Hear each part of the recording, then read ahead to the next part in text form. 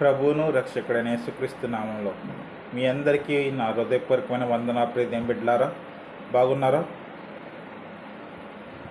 ఇవాళ ఒక మాట మీతో పంచుకుంటున్నాను, వినండి శ్రద్ధగా.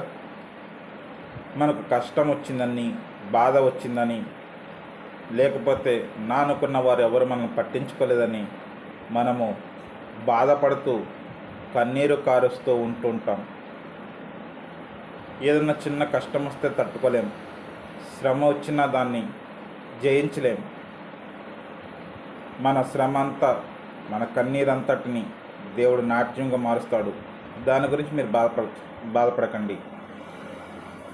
మన కళ్ళంట కన్నీరు వస్తేనే మనం బాధపడుతున్నామే. యేసుక్రీస్తు వారు మరి మన కొరకు తన ప్రాణాన్నే పెట్టాడు.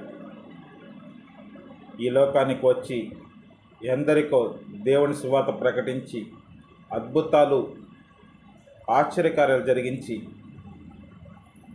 నీవు నరకమునకు అప్పగించబడకూడదని, ఆ నరకంలో వేదన, శ్రమలు, శోధనలు అనుభవించకూడదని, పరలోక రాజ్యంలో దేవునితో నివాసము చేయాలని ఆయన నిన్ను కోరుకున్నాడు.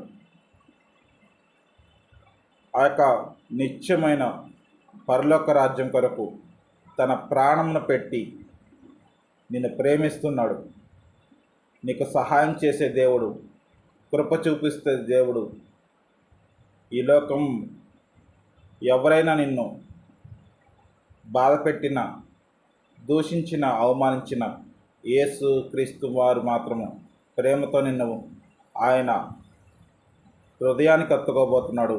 కనుక నువ్వు కన్నీరు కారుస్తున్నావని బాధపడబాక.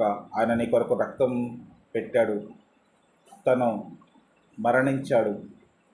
ఆ మరణం నిన్ను నన్ను పరలోకానికి చేర్చునుగాక. ఆమేన్. హల్లెలూయా. మీ ప్రార్థన అవసరం ఉంటే నాకు తెలియచేయండి, మీ కొరకు నేను ప్రార్థన చేస్తాను. దేవుడు తప్పకుండా మన ప్రార్థన ఆలకించి జవాబునిస్తాడు. మన పరిచర్య కొరకు మీరు ప్రార్థన చేయండి. ఈ కేవీఆర్ క్రైస్ట్ టెంపుల్ని దేవుడు బహుగా దీవించి ఆస్వాదించునుగాక. అనేకులను దేవుడు తన చిత్తమైన మార్గములో నిన్న, నేడు, రేపు తోడైన దేవుడు, సత్యము, మార్గము, జీవమైన ఆ మార్గంలో మనమందరము నడుచుతూ, ఎవరైతే బాధపడుతూ, ఎవరైతే నిందలు అనుభవిస్తూ ఉన్నారో వారందరికీ దేవుడు సహాయం చేసి తన కృప ఎల్లప్పుడూ తోడైండునుగాక. ఆమేన్. Thank you. Praise the Lord. Share చేయండి.